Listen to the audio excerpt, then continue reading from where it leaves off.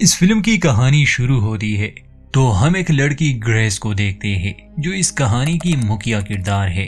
वो सड़क के किनारे चल रही थी। हम ग्रेस की आवाज सुनते हैं जो बताती है कि मेरा भाई हमेशा कहता था कि मुझ पर किसी फरिश्ते का हाथ है, मगर मैंने कभी इन बातों पर विश्वास नहीं किया। अब लगता है कि मैं गलत थी। ठीक उसी समय एक बुजुर्ग नन ग्रेस पर बंदूक तान देती है। आगे क्या हुआ नहीं दिखाया जाता। अब कहानी को कुछ दिन पीछे ले चलते हैं। हमें ग्रेस की जिंदगी दिखाई जाती है। पेशे से वो एक डॉक्टर है, आंखों की डॉक्टर। आज उसके क्लिनिक में एक बूढ़ा कपल आया था। उसमें बुजुर्ग औरत की आंखें काफी खराब हो चुकी थी और उसे तुरंत इलाज की जरूरत थी। ग्रेस उन्हें अपने एक दोस्त डॉक्टर के पास जाने का मशवरा देती है। उस डॉक्टर का नाम जॉन था। शाम को ग्रेस अपने घर आती है। हमें ग्रेस के बारे में और पता चलता है, जैसे कि वो एक अकेली औरत है, उसका किसी भी धर्म पर विश्वास नहीं, और आगे हमें ये भी पता चल जाएगा कि उसका बचपन बहुत बुरा गुजरा। ग्रेस सिर्फ एक बिल्ली को पालती थी, बाकी उसका इंसानों पर से भरोसा उठ चुका था और इसके पीछे एक कारण था। हालांकि ग्रेस काफी दयालु थी। बाद में घर का काम करते समय उसे ऐसा महसूस हुआ जैसे घर में कोई हो। उसके और बिल्ली के अलावा तो कोई और रहता नहीं था, इसलिए वो देखने जाती है। तभी उसे अपने पीछे एक साया नजर आया। देखने के लिए वो उसके पीछे जाती है। उसे अपने अलावा कोई नजर नहीं आता। एक अजीब सी बात होती है। आईने पर ग्रेस ने अपने और अपने भाई के बचपन की एक तस्वीर लगाई थी और उस पर खून का एक धब्बा था। इसका राज सबसे आखिर में खुलेगा। ग्रेस जब उसे देख रही थी तभी उसे पुलिस की तरफ से कॉल आई। उसे बताया जाता है कि उसके भाई माइकल की मौत हो चुकी है। दिखने में तो यही लग रहा था कि उसने आत्महत्या की है, लेकिन ये हत्या भी हो सकती है, ये पुलिस वालों का कहना था। इसलिए वो अपनी तहकीकात कर रहे हैं। भाई की मौत की खबर सुनकर ग्रेस रोने लग जाती है, टूट जाती है अंदर से। हम जान पाते हैं कि ग्रेस और उसके भाई माइकल के बीच प्यार बहुत था, मगर दोनों की सोच अलग थी। माइकल बहुत धार्मिक इंसान था और ग्रेस इसके उलट थी। बहुत साल पहले माइकल स्कॉटलैंड चला गया था। वो वहां के चर्च में एक प्रीस्ट बना। अब इस दुनिया में ग्रेस के परिवार में बस 2 ही लोग बचे थे, एक उसका भाई माइकल और दूसरा कौन था वो आगे पता चलेगा। तो भाई के मौत का दुख उसे था, इसलिए वो स्कॉटलैंड आ जाती है ताकि वो पता लगा सके उसके भाई के साथ क्या हुआ था। ग्रेस को लगता था कि माइकल अपनी जान ले ही नहीं सकता, जरूर किसी ने उसके साथ कुछ किया होगा। 2 दिन बाद हम ग्रेस को स्कॉटलैंड में देखते हैं, जहां वो ऑफिसर हैरिस से मिलती है। वही इस केस पर काम कर रहा था। वो ग्रेस को बताता है कि उसके भाई की ऑटोप्सी चल रही है। ग्रेस असल में अपने भाई की लाश को देखना चाहती थी, मगर चूंकि लाश को ऑटोप्सी के लिए भेजा गया था, इसलिए आज ये मुमकिन नहीं था। ग्रेस ऑफिसर हैरिस के साथ उस चर्च में जाती है जहाँ पर माइकल एक प्रीस्ट था और जहां ये हादसा हुआ था। ये चर्च बहुत पुराना था। खैर, रास्ते में हैरिस बताता है कि चर्च में उन्हें एक पादरी की लाश भी मिली थी, जबकि तुम्हारे भाई ने आत्महत्या दूसरे जगह की थी। हमें लगता है कि शायद तुम्हारे भाई ने पहले फादर को मार दिया और फिर अपनी जान ले ली। लेकिन ग्रेस को विश्वास नहीं था। हैरिस पूछता है कि तुम्हारी आखिरी बार माइकल से बात कब हुई थी। ग्रेस बताती है कि कुछ साल पहले मैं उससे मिली थी, फिर उसने धर्म का रास्ता अपनाया और मेरा इस सब पर विश्वास नहीं, इसलिए मैंने एक अलग जिंदगी चुनी। तब से मेरी उससे बात नहीं हुई, लेकिन मैं ये मानने को हरगिज तैयार नहीं हूँ कि उसने अपनी जान ले ली होगी। मैं अपने भाई को अच्छी तरह से जानती हूँ। हैरिस ये भी बताता है कि चर्च के एक नन ने दावा किया है कि उसने शैतान को देखा था, इसलिए उसने अपनी एक आंख फोड़ दी और जब वो अपनी दूसरी आंख निकालने वाली थी तो उसे रोक लिया गया। चर्च पहुंचने पर उनकी मुलाकात मदर सुपीरियर से हुई, जो बताती है कि माइकल पर शैतान का कब्जा था, जिसने पहले फादर की जान ली और जब वो उसको काबू ना कर सका तो उसने अपनी भी जान ले ली। इस पर ग्रेस गुस्सा होकर पूछती है, तो आपने मेरे भाई को मरते हुए देखा? मदर कहती है कि अपनी आंखों से नहीं, लेकिन ईश्वर की नजरें तो हर जगह है। जिस पर ग्रेस कहती है कि ये धर्म की बकवास मेरे सामने मत करो, तुम लोग ही मेरे भाई के मौत के जिम्मेदार हो। ग्रेस के इस बर्ताव के लिए हैरिस मदर से माफी मांगता है। ग्रेस कहती है कि मुझे वो जगह दिखाओ जहां मेरे भाई की मौत हुई थी। हैरिस उसे एक पहाड़ी पर ले जाता है जहां पुराने जमाने का एक छोटा सा चर्च था, लेकिन अब वो खंडर बन चुका था। हैरिस ग्रेस से कहता है कि तुम्हें मदर सुपीरियर का अपमान नहीं करना चाहिए था। अगर वो चाहे तो पुलिस के हाथों से ये केस लेकर वो रोम को भेज सकती है, क्योंकि ये इलाका वेटिकन का है। देखा जाए तो ये स्कॉटलैंड का हिस्सा है ही नहीं। हैरिस ग्रेस को वो ऊंची जगह दिखाता है जहां से उसके भाई ने कूदकर अपनी जान दे दी थी। इसके बाद ग्रेस को माइकल की लाश देखने की भी इजाजत मिल गई। अपने भाई की लाश के सामने वो बच्चों की तरह रोती है। ठीक उसी समय ग्रेस को अपने पीछे माइकल नजर आया। ये एक दृष्टि थी या फिर माइकल का भूत, कहना मुश्किल था, मगर माइकल अपनी बहन को चेतावनी दे रहा था कि वो यहाँ से चली जाए, ये जगह सुरक्षित नहीं। इसके बाद ग्रेस को होश नहीं रहता। होश में आने पर वो खुद को हॉस्पिटल में पाती है जहाँ फादर रोमेरो से मिलने आए थे। उन्हें वेटिकन ने यहाँ भेजा था। अभी हाल ही में जो ये 2 मौतें हुई ताकि वो खुद भी इस केस की जांच करे, कहीं लोग चर्च पर इसका आरोप ना लगा दे। फादर पूछते हैं कि क्या ग्रेस के परिवार से कोई और आएगा, तो ग्रेस कहती है कि मेरी माँ मर चुकी है, मेरे पिता ने उसे मारा इसलिए वो जेल में है। ग्रेस फादर से पूछती है कि माइकल ने जहाँ अपनी जान ली थी वहाँ समुंदर था, किनारे पर पत्थर, मिट्टी और रेत थी, लेकिन उसके शरीर पर कहीं भी रेत मिट्टी नहीं लगी थी। कम से कम उसके बालों पर तो मिट्टी होनी चाहिए थी। फादर कहते हैं कि ऑटोप्सी से पहले लाश चर्च में थी। मदर सुपीरियर के कहने पर लाश को साफ कर दिया गया। फादर रोमेरो से विश्वास दिलाते हैं कि वो इसकी जांच करेंगे। ग्रेस को कुछ भी ठीक नहीं लग रहा था, हालांकि वो हॉस्पिटल में एडमिट थी और उसे आराम की सख्त जरूरत थी, मगर वो चुपके से निकल जाती है। वो एक टैक्सी में उस जगह आती है जहां उसके भाई माइकल की लाश मिली थी। ग्रेस उस जगह को घूर रही थी। उसे एक विजन दिखाई दिया। उस पहाड़ी से बहुत सारे नन एक एक करके अपनी जान ले रहे थे। ग्रेस पर एक अजीब सा डर हावी हुआ और अगले ही पल वो पानी में थी। वो टैक्सी ड्राइवर जो ग्रेस को लाया था वो उसे देख लेता है। ग्रेस की आंख इस बार चर्च के कमरे में खुलती है। उसे नन के कपड़े पहनाए गए थे जो उसे बिल्कुल अच्छा नहीं लगता। वो बाहर जाती है तो सभी नन मदर सुपीरियर के साथ खाना खा रहे थे। ग्रेस मदर से कहती है कि मेरे भाई को गिरने से पहले चोट लगी थी, जिस पर मदर सुपीरियर कहती है कि ये बात उसे कैसे पता, और ग्रेस के पास इसका कोई जवाब नहीं था कि ये उसके विजन है। खैर ग्रेस अपने कपड़ों का पूछती है तो मदर बताती है कि वो सूख रहे हैं, तब तक वो इन्हीं कपड़ों से काम चलाए। ग्रेस अपने फोन का पूछती है तो मदर कहती है कि वो समंदर में ही खो गया था, शुक्र मनाओ कि तुम बच गए। अगर उस टैक्सी वाले ने तुम्हें डूबते हुए ना देखा होता तो आज तुम जिंदा ना होती। खाने के बाद फादर रोमेरो ग्रेस को उसी जगह ले जाते हैं जहां उसके भाई ने आत्महत्या की थी। फादर कहते हैं कि यहाँ 12वीं सदी में एक चर्च हुआ करता था, लेकिन फिर वो टूट गया और इसी के पत्थरों को नए चर्च में इस्तेमाल किया गया। कहा जाता है कि इस चर्च में कई सारे नन्स ने अपनी जान दी थी, शायद उन पर किसी शैतान का साया था। उस जमाने में क्रूसेडर्स जब युद्ध से लौट आते तो वो हर गुनाह के लिए कदम पीछे लेते, इससे उनके गुनाह माफ हो जाते। अगर किसी ने ज्यादा पाप किए तो वो इस पहाड़ी से नीचे गिर जाता, ऐसे वो अपने पाप धो लेता। वहां से वापस आने पर ग्रेस फादर से कहती है कि मुझे लगता है कि मदर सुपीरियर ने अपना पाप छुपाने के लिए माइकल के शरीर को साफ किया था। तो फादर कहते हैं कि हैरिस इसकी जांच करेगा, और क्योंकि ये चर्च की इज्जत का सवाल था इसलिए फादर भी इस केस की जांच में कोई कसर नहीं छोड़ने वाले थे।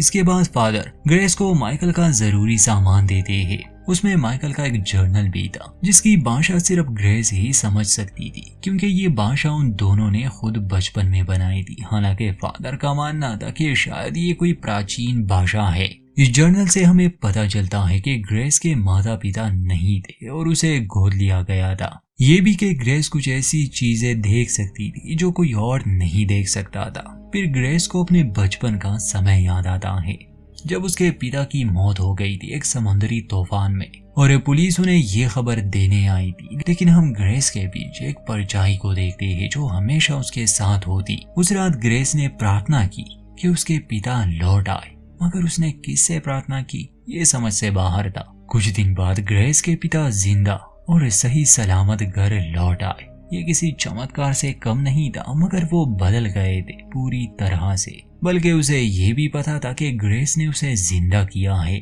आगे जानेंगे ग्रेस के साथ उसके पिता ने क्या किया। प्रेजेंट की कहानी में हम मदर सुपीरियर को कुछ नन्स के साथ देखते हैं। तब फादर रोमेरो उनके पास आते हैं। मदर कहती है कि हम ग्रेस पर विश्वास नहीं कर सकते, आपको उसे वो किताब नहीं देनी चाहिए थी। दरअसल मदर का मानना था कि ग्रेस पर किसी शैतान का साया है। वो ग्रेस को मारना चाहती थी, खत्म करना चाहती थी। मगर फादर रोमेरो नन को डांट कर कहते हैं कि तुम सब पुलिस को शैतान की कहानियां सुनाना बंद करो, ये ठीक नहीं।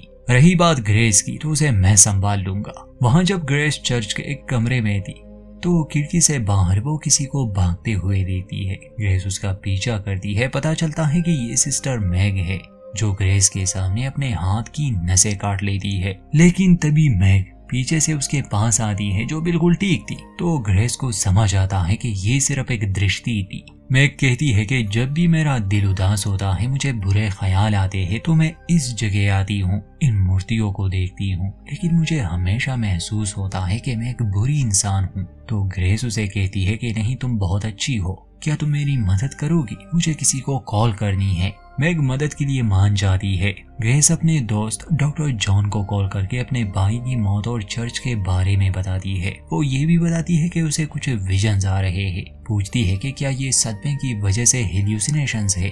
अब इससे पहले कि डॉक्टर कुछ समझ पाता या वो ग्रेस को कुछ समझा पाता, मदर सुपीरियर ने उसकी बातें सुन ली थी। वो ग्रेस से कहती है कि मैं तुम्हारी मदद कर सकती हूँ मेरी बच्ची, बताओ तुम्हें क्या नजर आता है। मगर ग्रेस उन्हें इन सब से दूर रहने को कहती है। अगले सीन में मदर सुपीरियर पुलिस स्टेशन में थी जहां हैरिस उनसे पूछताछ कर रहा था। मदर सुपीरियर कहती है कि माइकल के शरीर को मैंने ही साफ किया था। इस बात से मैं इनकार नहीं करती क्योंकि वो ईश्वर से मिलने वाला था और उस रात माइकल ने जो किया वो किसी शैतान के वश में था। लेकिन हैरिस को उनकी बात पर यकीन कहाँ था। हैरिस कहता है कि मैं जानता हूँ आप सभी झूठ बोल रहे हैं। सबूत मिटाने के जुर्म में आपको जेल हो सकती है और मैं इसका पता लगा कर रहूंगा। वही फादर ग्रेस से जर्नल के बारे में पूछते हैं कि वो कौन सी भाषा में लिखी है। तो ग्रेस कहती है कि वो कोई प्राचीन भाषा नहीं, वो भाषा कोड वर्ड्स में लिखी गई है जो बचपन में माइकल और उसके भाई ने बनाई थी, जिसे उन दोनों के अलावा और कोई नहीं समझ सकता था। ग्रेस कमरे में आकर दोबारा जर्नल पढ़ने लगी जिसमें लिखा था कि ग्रेस ने हमेशा हमें बचाने की कोशिश की, लेकिन अंधेरे ने कभी हमारा पीछा नहीं छोड़ा। जिसके बाद हमें उसका अतीत दिखाया जाता है। उसके पिता ने उसकी माँ की जान ले ली थी। वो ग्रेस और उसके भाई को एक पिंजरे में बंद रखते थे। यहाँ हम जान पाते हैं कि दोबारा जिंदा होने पर ग्रेस के पिता काफी बदल गए थे। पहले वो अपने परिवार का बहुत ख्याल रखते थे, वो एक धार्मिक इंसान थे, मगर अब वो किसी दरिंदे से कम नहीं थे। ग्रेस असल में उसे समुंदर के किनारे मिली थी। उसके माता पिता कौन थे ये पता कभी ना चल सका, मगर इस परिवार ने उन्हें गोद ले लिया। एक दिन ग्रेस कोशिश करती है कि वो अपनी माँ और अपने भाई को आजाद कर दे, मगर इस कोशिश में वो मारी जाती है अपने ही पति के हाथों। फिर जब वो ग्रेस को मारने आते हैं तो एक अदृश्य शक्ति ग्रेस के सौतेले पिता को गिरा देती है, जिससे वो बेहोश हो गया। दोनों बच्चों को भागने का मौका मिल गया और ग्रेस के पिता जेल चले गए। और यही था ग्रेस के परिवार में वो दूसरा इंसान, यानी उसका सौतेला पिता। अगले दिन ग्रेस फादर रोमेरो के पास जाती है और उन्हें बताती है कि हमारी माँ के मौत के बाद इसी चर्च ने हमें अडॉप्ट करने की कोशिश की थी। मैं तो ये बात भूल गई थी, मगर शायद माइकल को ये सब याद था, इसी वजह से वो चर्च में काम करने आया। तो फादर कहते हैं कि हाँ, माइकल किसी स्मारक की खोज में यहाँ आया था, लेकिन वो स्मारक पुराने चर्च के मलबे में कहीं खो गया है। कई साल पहले खतरनाक भूकंप आया था। कहा जाता है कि उस स्मारक से एक शैतानी शक्ति जुड़ी हुई थी और मुझे इस बात से काफी राहत मिली है कि वो स्मारक अब यहाँ नहीं है। फादर को वैसे भी क्रूसेडर्स और उनके इतिहास से कुछ खास लगाव नहीं था। आगे फादर ग्रेस को क्रूसेडर्स और स्मारक के संबंध कुछ किताबें पढ़ने को देते हैं। यहाँ से सीन शिफ्ट होता है उस समय पर जब ग्रेस और माइकल को अनाथ आश्रम से एक प्रीस्ट और नन ने अडॉप्ट कर लिया था। रास्ते में फादर माइकल को जबरदस्ती गाड़ी से उतार देते हैं और वो ग्रेस को बेहोश करने की कोशिश करते हैं, लेकिन उनकी गाड़ी का एक्सीडेंट होने से फादर की वहीं पर मौत हो गई और ग्रेस बच गई। खैर, प्रेजेंट में जब ग्रेस उन किताबों को पढ़ रही थी तो उसमें भी वही भाषा लिखी थी जो माइकल के जर्नल में थी। तब ग्रेस को पता चलता है कि दरअसल ये भाषा उनकी कोड लैंग्वेज नहीं थी, बल्कि ये वाकई एक प्राचीन भाषा है। ग्रेस उस किताब में पढ़ती है कि कई 100 साल पहले नाइट्स ऑफ द मॉर्निंग ने एक बच्ची को कैद किया था। उस पर कोई रिचुअल हो रहा था क्योंकि वो शैतान के वश में थी। क्या हुआ उस बच्ची के साथ साफ शब्दों में नहीं बताया गया था, किताब पढ़ते पढ़ते आधी रात हो जाती है। वो ऐसे ही चर्च में घूम रही थी और तहखाने में चली गई, जहाँ उसका पीछा करती हुई एक नन आ गई। उसके हाथ में चाकू था। वो ग्रेस को मारने आई थी। कहती है कि तुम शैतान हो और तुम्हें मरना होगा। लेकिन तभी कोई अदृश्य शक्ति उसका हाथ पकड़कर उसी चाकू से नन की हत्या करती है। वहीं पर ग्रेस ने लकड़ी का एक तख्ता देखा, जिसे छूने पर उसे विजन आता है कि कैसे फादर कैरोल ने माइकल को बांधा हुआ था। वो उससे स्मारक की जानकारी लेना चाहते थे, जिसके लिए वो उसे टॉर्चर कर रहे थे, मगर माइकल के पास स्मारक नहीं था। वो कहता है कि मैं नहीं जानता स्मारक कहाँ है, और वो खुद भी उस स्मारक को ढूंढ रहा है। मगर मदर सुपीरियर को यकीन था कि माइकल झूठ बोल रहा है। वो नंस को आदेश देता है कि इसे पहाड़ी के ऊपर से फेंक दो। तभी माइकल खुद को छुड़ाकर फादर को मार देता है, जिससे हमें समझ आई कि फादर कैरोल को माइकल ने ही मारा था। मगर माइकल की मौत कैसे हुई, ये हमें आगे पता चलेगा। खैर, अब चूंकि एक और इंसान की मौत हो गई, इसलिए ग्रेस और मदर सुपीरियर दोनों को हिरासत में लिया जाता है। उनसे पूछताछ होती है।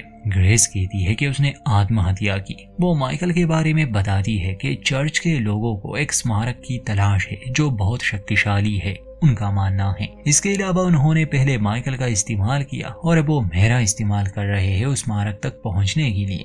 हैरिस को ग्रेस की ये बातें अजीब लगती है। वो जानता था कि ये एक नास्तिक है और अब वो चर्च के लोगों की तरह बातें कर रही थी। ग्रेस को एक दिन जेल में रहना पड़ा, लेकिन सबूत न होने की वजह से वो अगले दिन छूट गई, जबकि मदर सुपीरियर वहीं जेल में रह जाती है। फिर इसके बाद ग्रेस अपने पिता से मिलने गई। वो पूछती है कि आपने वो सब क्यों किया? आपने मेरी माँ को क्यों मारा? हमें भूखा रखा, पंजरे में कैद रखा, मारा, पीटा। तो ग्रेस के पिता कहते हैं कि मैं तुम्हारा पिता नहीं हूँ, तुम्हारा पिता तो नर्क में है, जिसके 2 सींग उग चुके होंगे। मानो जैसे वो ग्रेस को शैतान की बेटी कह रहा हो। लेकिन ग्रेस को ये बात समझ नहीं आती। वो कहता है कि ग्रेस ने उसके लिए प्रार्थना की थी, जिससे वो लौट कर आया, लेकिन उसकी प्रार्थना ईश्वर ने नहीं, किसी और ने ही सुन ली थी। यही वजह थी कि वापस आने पर उसके पिता काफी बदल गए थे और उन्होंने उसकी माँ को मार डाला। ग्रेस कहती है कि माइकल मर चुका है, तो उसके पिता कहते हैं कि तुम माइकल को जिंदा कर सकती हो, जैसे तुमने मुझे जिंदा किया था।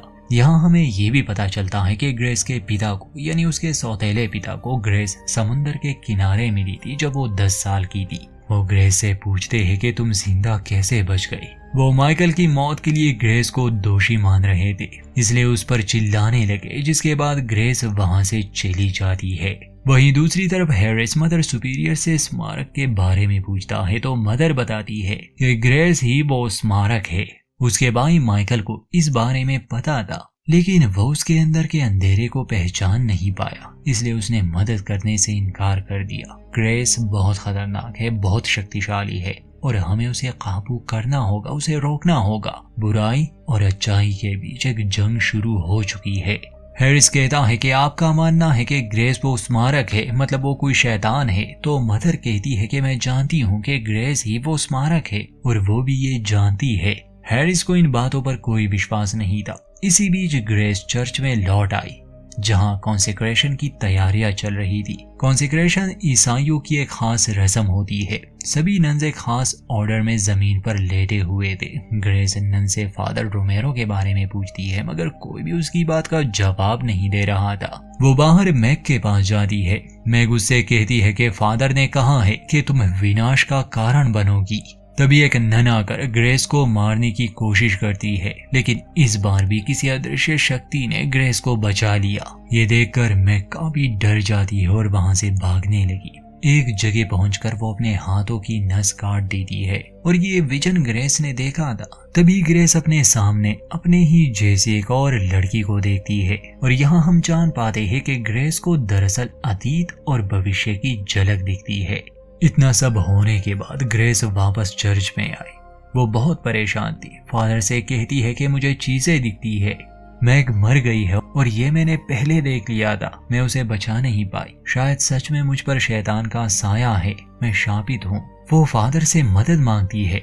फादर उसे कहते हैं कि घबराओ मत, हमारे साथ जुड़ जाओ और तुम आजाद हो जाओगी। नंज उसे कंधों पर उठाकर एक तहखाने में ले जाते हैं जहाँ वही प्राचीन भाषा लिखी हुई थी। फादर ग्रेस को इस तहखाने में कैद करने वाले थे, लेकिन जब ग्रेस उस तहखाने के अंदर जाती है तो उसे कुछ विजन आते हैं, एक बच्ची का अतीत जिसे क्रूसेडर्स ने पकड़ लिया था। ये 800 साल पहले का समय है और इस बच्ची को इसी तहखाने में 800 सालों के लिए कैद किया गया था, लेकिन 800 साल बाद भी वो बच्ची जिंदा थी, बिना कुछ खाए पिए, और तहखाने में कैद रहने से उसकी उम्र भी नहीं बढ़ी। 800 सालों के लिए उसकी उम्र बढ़ना रुक गया, वो बिल्कुल वैसे ही रही जैसे उसे कैद किया गया था। लेकिन फिर भूकंप आया, चर्च टूट गया और ये बच्ची आजाद होकर समुद्र में गिर गई, जहाँ से ये एक आदमी को मिली। यह आदमी ग्रेस के सौतेले पिता थे और वो बच्ची और कोई नहीं बल्कि ग्रेस थी। सच जानकर और सब याद आने के बाद ग्रेस उस तहखाने से बाहर निकल आती है। वही शक्ति जो शुरू से ग्रेस के साथ थी वो फादर रोमेरो को मार देती है। मरने से पहले ग्रेस पूछती है कि आप मुझे यहाँ कैद करना चाहते थे, आपकी उस मापी का क्या हुआ? फादर कहते हैं कि जीसस ने अपनी जान इंसानों के पापों के लिए कुर्बान कर दी थी, ना कि तुम जैसे शैतानों के लिए। तुम अंधेरा हो और ऊपर वाले से नफरत करती हो, तुम्हें अपने भाई से माफी मांगनी चाहिए। दरअसल ग्रेस को अभी तक अपने शक्तियों का अंदाजा नहीं है और ये भी कि वो शैतान की बेटी है। ये सुनकर ग्रेस वहां से भाग जाती है और उस जगह पहुंचती है जहां माइकल की हत्या हुई थी। वो अपने गुनाहों के लिए माफी मांगते हुए एक एक कदम पीछे ले रही थी, क्योंकि उसे अपने अस्तित्व के बारे में कुछ भी पता नहीं था। तभी हैरिस उसे रोकने आता है, बताता है कि ये सब सच नहीं, तुम्हारे दिमाग में ये बातें डाली गई है। लेकिन वो नीचे कूद गई, वो सीधा पानी में गिर जाती है जहां उसे बहुत कुछ दिखाई देता है। वो समझ जाती है कि अब तक वो अदृश्य शक्ति जो उसकी सुरक्षा कर रही थी वो और कोई नहीं बल्कि वो खुद थी। उसकी शक्तियां बहुत ज्यादा थी, लेकिन उसे इस बात का अंदाजा नहीं था। यहाँ तक कि वो समय में आगे पीछे भी जा सकती थी, मगर ये शक्तियां भी किसी ने उसे दी थी। पूरी कहानी में ये खुलकर नहीं बताया गया, पर शायद ग्रेस शैतान की बेटी थी और उसके सौतेले पिता को भी शैतान ने ही जिंदा किया होगा, जिस वजह से जब वो मौत से लौट आया तो वो बुरी शक्ति के साए में था। और यही वजह थी कि उसने ग्रेस से कहा था कि मैं तुम्हारा पिता नहीं हूँ, तुम्हारे पिता तो जहन्नुम में है। उस रात जब ग्रेस घर पर थी तब उसे अंदाजा हो गया था कि माइकल की जान खतरे में है और उसकी शक्तियों ने माइकल को बचाने की कोशिश भी की थी। लेकिन माइकल जानता था कि अगर वो जिंदा बच गया तो फादर और मदर सुपीरियर उनसे ग्रेस का पता उगलवा लेंगे। वो ग्रेस को बचाना चाहता था, ये जानते हुए भी कि वो शैतान है, और इसीलिए जब ग्रेस ने फादर की जान ली तो माइकल को भागने का मौका मिल गया, लेकिन उसने खुद ही अपनी जान ले ली ताकि वो लोग ग्रेस तक ना पहुंच सके। अजीब बात यह है कि उन्हें तो पहले से ही पता था कि ग्रेस कौन है और कहाँ रहती है। खैर, फिल्म में वो सभी घटनाएं जिसमें ये दिखाया जाता है कि कोई ना दिखने वाली शक्ति लोगों को मार रही है, तो असल में वो ग्रेस खुद ही थी जो अतीत में गई थी। यहाँ तक कि फिल्म के सबसे शुरू वाले सीन में भी जब ग्रेस ने अपने घर में लगी तस्वीर पर खून का एक कतरा देखा था तो उस पर भविष्य से आई ग्रेस ने ही हाथ लगाया था। खैर, अब यहाँ से कुछ दिन बाद का सीन दिखाते हैं जहाँ हैरिस अपने आदमियों से पूछता है कि उन्हें ग्रेस की लाश मिली या नहीं, क्योंकि पानी में गिरने के बाद वो गायब थी और उन्हें उसकी लाश अभी तक नहीं मिली। फिर वो मदर से पूछते हैं कि उन्होंने ग्रेस के साथ क्या किया था, आखिर आप लोग यहाँ ऐसा क्या करते हैं कि ग्रेस जैसी लड़की भी आत्महत्या कर लेती है। मदर कहती है कि ग्रेस अभी मरी नहीं है, उसकी शक्तियों का अंदाजा तुम्हें नहीं और वो कभी मर भी नहीं सकती, वो जीत कर ही रहेगी और उसे कोई नहीं रोक सकता। तभी हम देखते हैं कि ग्रेस वाकई जिंदा है और वो जॉन के साथ थी, जो उसे बताता है कि उसके पेशेंट की आंखें किसी चमत्कार की वजह से ठीक हो गई है।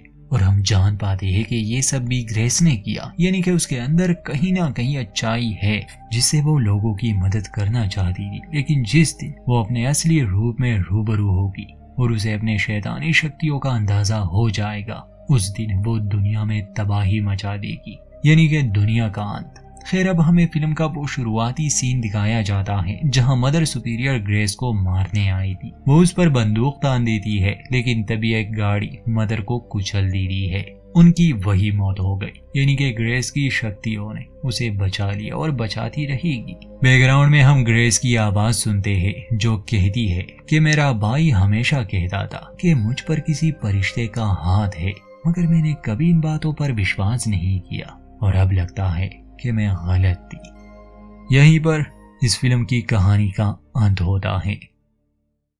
वीडियो अच्छी लगे तो लाइक करें, चैनल को सब्सक्राइब कर दे। मिलते हैं किसी और कहानी में।